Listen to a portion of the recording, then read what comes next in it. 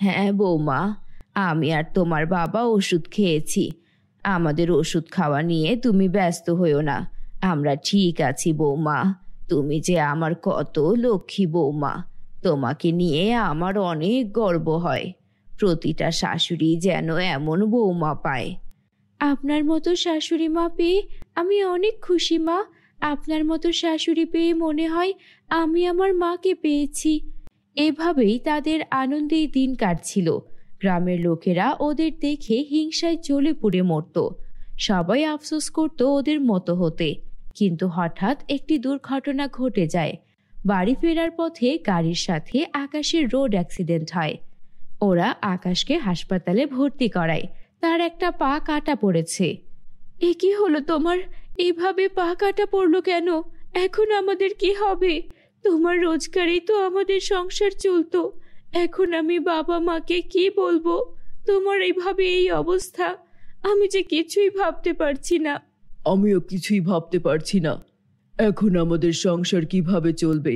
আমি তো মাত্রই তোমাকে বিয়ে করে নিয়ে আসলাম। আমার একটা পা কাটা পড়েছে। আমি আর আগের মতো অফিসও করতে পারবো না। তুমি এখন বলো, এখন আমার কি করা উচিত? জানি না, আমি কিছুই জানি না। তুমি থাকো, বাড়িতে বাবা মায়ের অবস্থাও ভালো না। আমি ওনাদেরকে দেখি, তারপর বিকেলে আবার আসবো। রিয়া একদম হিমশিম খাচ্ছিল। কিভাবে সবকিছু সামলাবে ভেবে পাচ্ছিল না। তখন ওর মনে পড়ে যে ও ছোটবেলায় সেলাইয়ের কাজ শিখেছিল। ও তখন থেকেই সেলাইয়ের কাজ করতে শুরু করলো। বাবা মা, আপনারা একদম চিন্তা করবেন না। আমি সেলাইয়ের কাজ করে এই সংসার চালাবো। আমার স্বামীকেও আমি একদিন ঠিক সুস্থ করে তুলবো। বন্ধুরা, তোমরা যারা যারা গল্পটি দেখছো তোমাদের নাম কমেন্টে লিখে জানাও। আমরা নেক্সট গল্প তোমাদের নাম দিয়ে বানাবো। এভাবেই সব বাধা বিপত্তির মধ্যেও রিয়া সংগ্রাম করে সংসার চালিয়ে যাচ্ছিল। এভাবেই দিন কাটতে থাকে। একদিন রিয়ার ব্যাগটা নষ্ট হয়ে যায়। তাই ও তখন একটা পুরনো ব্যাগের দোকানে যায়। ওর নজর পড়ে একটি পুরনো ব্যাগের দিকে। আরে বাহ, এই ব্যাগ তো অনেক সুন্দর। বাড়িতে আমার ব্যাগটা বেশ অনেকদিন ধরে নষ্ট হয়ে পড়ে আছে। একটা ব্যাগের খুব দরকার। আমার শাশুড়ি মাও বলেছিলেন এই ব্যাগটা বদলে অন্য আরেকটা ব্যাগ আনতে। কিন্তু আমার যে আয়ের অবস্থা, আমি কি করে এই ব্যাগটা কিনতে পারবো? এটা নিয়ে যান, এটার দাম খুব কম রাখবো। পুরনো একটা ব্যাগ কেউ নেয় না।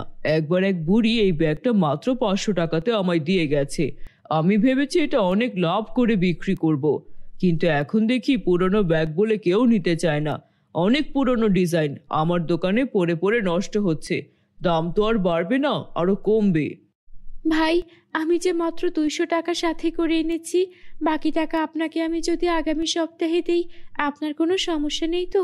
আমি তো এইখানেই থাকি, আমার বাড়ি এই কাছেই।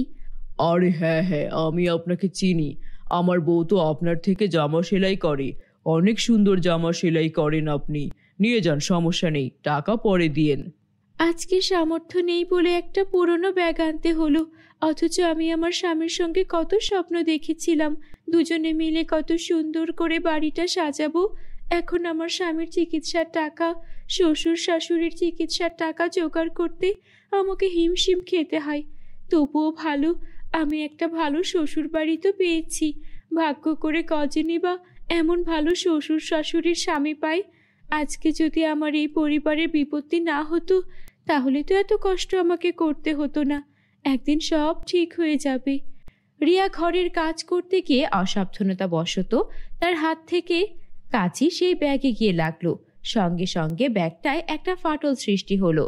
আর সেই ব্যাগ থেকে বেরিয়ে এলো একটা লাল টকটকে পরী, যার নাম জ্যোৎস্না পরী। আমি জ্যোৎস্না পরী, আর এটা সোনা রূপার ব্যাগ। তুমি কি জানতে না? তুমি কি জানো যে তুমি আমার প্রাণ বাঁচিয়েছো? আমি বহু বছর ধরে এই সোনা রূপার ব্যাগে বন্দি হয়ে আছি। এই সোনা রূপার ব্যাগটাকে একটা বুড়ি তান্ত্রিক আমাকে এখানে জাদুমন্ত্র করে বন্দি করে রেখেছিল। শুধু আমি না, আমাদের পরিরাজ্যের অনেক পরীকেই এই বুড়ি তান্ত্রিক জাদুমন্ত্র দিয়ে বন্দি করে রেখেছে। কেউ আছে জাদুর আয়নায়, কেউ আছে জাদুর সেলাই মেশিনে, আবার কেউ আছে জাদুর বইতে। আমি প্রতিদিন তোমার কথা শুনতাম, কিন্তু তোমাকে সাহায্য করার মতো আমার কাছে কোনো উপায় ছিল না, কারণ আমি বন্দি ছিলাম। আমি প্রতিদিন মনে মনে বলতাম, ইস, যদি কোনোভাবে এই মেয়েটা আমায় মুক্ত করত তাহলে আমার প্রাণটা বেঁচে যেত। আমি ওই মেয়েটাকে কিছু না কিছু সাহায্য করতে পারতাম, কারণ আমি জানতাম তুমি অনেক কষ্টে আছো, তোমার স্বামীর পা কাটা পড়েছে। আপনি এসব কি বলছেন পরি? আমার মাথায় তো কিছুই ঢুকছে না, আমি তো কিছুই বুঝতে পারছি না। আমি কি স্বপ্ন দেখছি? একদম স্বপ্ন দেখছো না, তবে আমার এই বিশ্বাস ছিল একদিন এই সোনা রূপার ব্যাগ ফেটে যাবে, আর তখনই আমি আমার আগের রূপ ফিরে পাবো। তোমাকে অনেক ধন্যবাদ, আমি তোমার স্বামীর পা একদম ঠিক করে দিচ্ছি। জ্যোৎস্না পরী আকাশের কক্ষে যায় এবং তার পা একদম সুস্থ করে যায়। আকাশ অবাক হয়ে নিজের পায়ের দিকে তাকায়।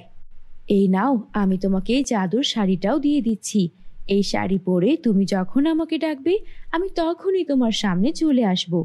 আরেকটা কথা মনে রেখো, কখনোই কোনো কিছু নিয়ে লোভ করবে না, কেননা যদি লোভ করো তাহলে সব কিছুই আবার আগের মতো হয়ে যাবে। তোমার স্বামীর পা আবার কেটে যাবে, আর এই শাড়িটাও কিন্তু উধাও হয়ে যাবে। না না পরি, আপনি আমার জন্য, আমার পরিবারের জন্য যা করেছেন এই ঋণ আমি কখনোই শোধ করতে পারবো না। আপনি আমার পরিবারকে নতুন জীবন দিয়েছেন, আমার কখনো লোভ করতে এতটুকুও মনে চাইবে না। আমি আপনার কাছে চিরকৃতজ্ঞ থাকব। পরি খুশি হয়ে সেখান থেকে চলে গেল আর নিজের রাজ্যে ফিরে গেল। রিয়া যেন নিজের চোখকে বিশ্বাস করতে পারছিল না। রিয়ার পরিবার অনেক খুশি ছিল। রিয়ার জন্য তারা আবারও নতুন করে তাদের জীবন শুরু করতে পারল। রিয়াও ওর স্বামীকে আবারও সুস্থ রূপে ফিরে পেয়ে অনেক খুশি ছিল, যেন আকাশে নতুন সূর্যের উদয় হয়। তারা সকলে এরপর থেকে সুখে শান্তিতে বসবাস করতে থাকে। বন্ধুরা, তোমরা যারা যারা গল্পটি দেখছো তোমাদের নাম কমেন্টে লিখে জানাও, আমরা নেক্সট গল্প তোমাদের নাম দিয়ে বানাবো। বন্ধুরা, আমাদের এই গল্পটি তোমাদের কাছে কেমন লেগেছে? ভালো লাগলে একটা লাইক করে দিও আর কমেন্ট করে জানাও।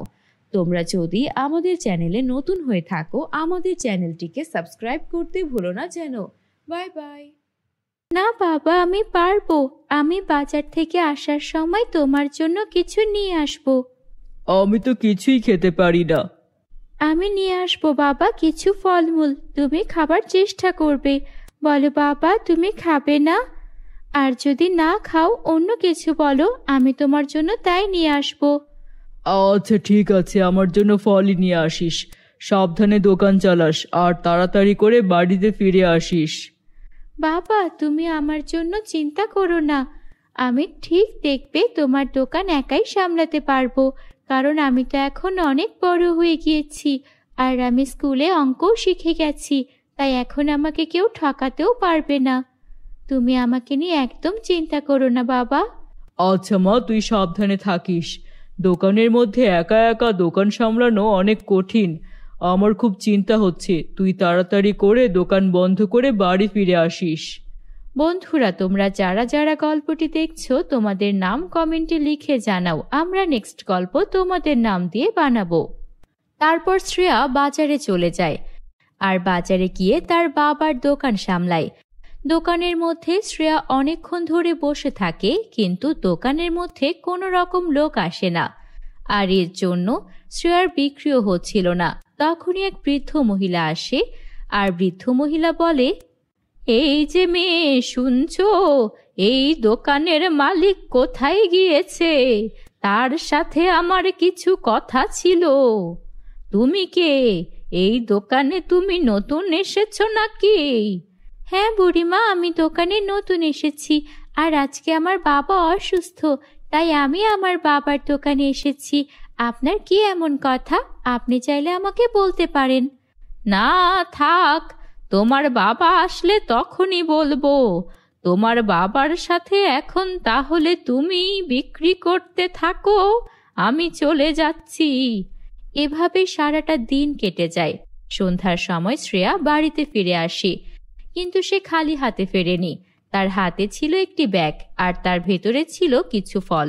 তখন শ্রেয়ার বাবা এটা দেখে অনেক খুশি হয়।